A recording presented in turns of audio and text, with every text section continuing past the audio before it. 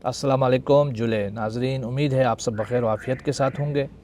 जैसा कि आप सबको मालूम है कि हमारे हाई सेकेंडरी स्कूल्स और हाई स्कूल्स के अंदर जो हॉस्टल फैसिलिटीज़ प्रोवाइड की जा रही है 10th और 12th क्लास के बच्चियों के लिए, उसको लेकर के बहुत सारे लोगों की तरफ से हमें फ़ोन कॉल्स और फिर रिज़र्वेशंस सुनने को मिली। बहुत सारी आराएँ, बहुत सारी तजावीज़ भी हमें सुनने को मिली, वो मैं आप लोगों के साथ शेयर करना चाहता हूँ।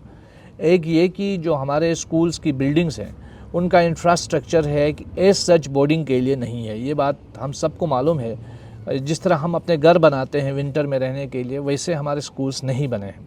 और जो फैसिलिटीज़ प्रोवाइड की जानी चाहिए हॉस्टल्स में या बोर्डिंग किसी भी बोर्डिंग स्कूल में होती है, वो पूरी फैसिलिटीज़ इन स्कूल्स में नहीं है एज सच। तो इसलिए मुझे लगता है कि इस आइडिया पर नज़रसानी की जाने की ज़रूरत है। ख़ासकर उन स्कूलों में जहाँ मेल फीमेल स्टूडेंट्स साथ पढ़ रही हैं, वहाँ सिक्योरिटी के बहुत सारे इश्यूज़ हैं। सीसीटीवी कैमरास का इंस्टॉलेशन नहीं है। अगर इंस्टॉलेशन कुछ जगहों में है तो बहुत सारी जगहों में नहीं है, जो लाजमी है जहाँ मेल फीमेल स्टूडेंट्स एक ही कैंपस में रह रहे हैं। तो ऐसे में हमारी यूटी एडमिनिस्ट्रेशन से, डिस्ट्रिक्ट एडमिनिस्ट्रेशन से गुजारिश है कि वो इन चीज़ों पर सोचे।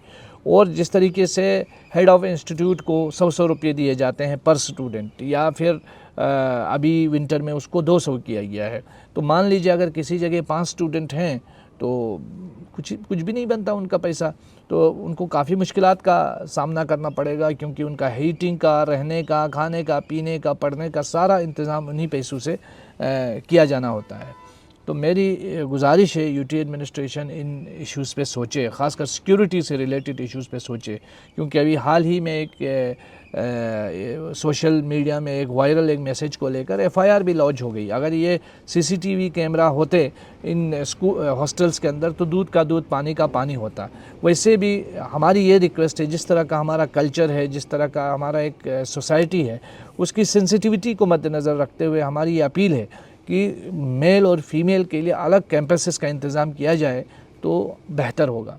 हमने देखा है कि हमारे स्कूलों के अंदर, जहाँ बहुत सारी जगहों में टाउन के इर्द गिर्द, तो हमें ये देखने को मिलता है कि अगर फ़ीमेल स्टूडेंट्स जहाँ पे हैं, क्योंकि बहुत सारे स्कूल हमारे को एजुकेटेड एजुकेशन प्रोवाइड होती है, तो जहाँ मेल फीमेल स्टूडेंट्स साथ पढ़ते हैं, लेकिन जहाँ फ़ीमेल स्टूडेंट्स हैं वहाँ फ़ीमेल टीचर्स भी हैं।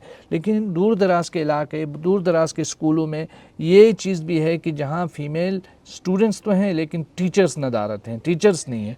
तो ये ज़िम्मेदारी हमारी एडमिनिस्ट्रेशन की है, हमारे कौंसल की है कि वो एक टीचर पॉलिसी बनाए, उसको इम्प्लीमेंट करे, और कम से कम उन एरियाज़ में जहाँ फ़ीमेल टीचर नहीं है वो प्रोवाइड किया जाना चाहिए। मार्च से एक फ़ेक प्रोमिसेस का, वादों का एक सिलसिला शुरू होता है जो आखिर दिसंबर तक जारी रहता है, और दिसंबर तक बहुत सारे दूर दराज के इलाकों में फ़ीमेल टीचर वो कभी आते ही नहीं। अगर किसी का ट्रांसफ़र भी होता है तो वो अटैच करके अपने आप को कहीं और वो रख लेते हैं। तो ये सारी चीज़ें हमें देखने को मिलती है, इस पर तवज्जो देने की ज़रूरत है।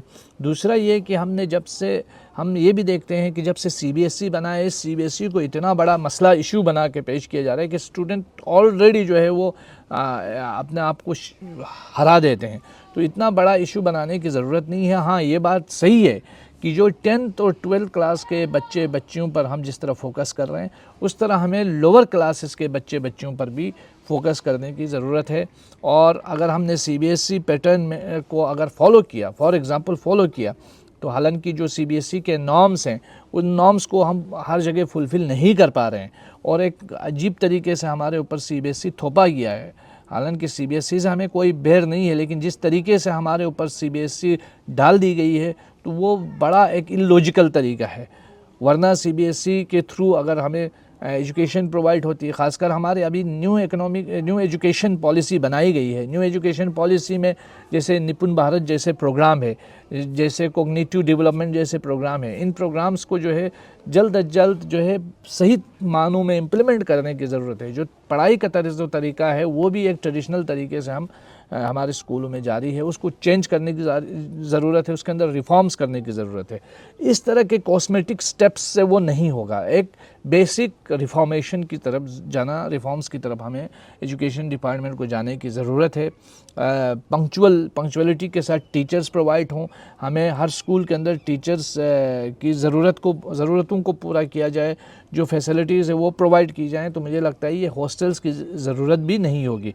और अगर हॉस्टल्स प्रोवाइड ही करना है, बहुत अच्छा है कि बहुत सारे लोगों को फ़ायदा भी होता है इससे, तो फिर फुल प्रूफ इंतज़ाम के साथ, फुल प्रूफ उनको फैसिलिटीज़ के साथ ये सारी चीज़ें प्रोवाइड की जानी चाहिए। वरना सोसाइटी के अंदर इश्यूज़ उठते रहेंगे और इन मसाइल का पूरा ज़िम्मेदार जो है वो लोकल एडमिनिस्ट्रेशन और हमारी जो मौजूदा हिल काउंसिल या यूटी इंतज़ामिया होगी।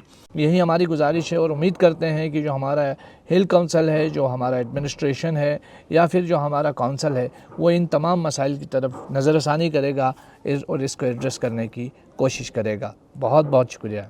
जय हिंद।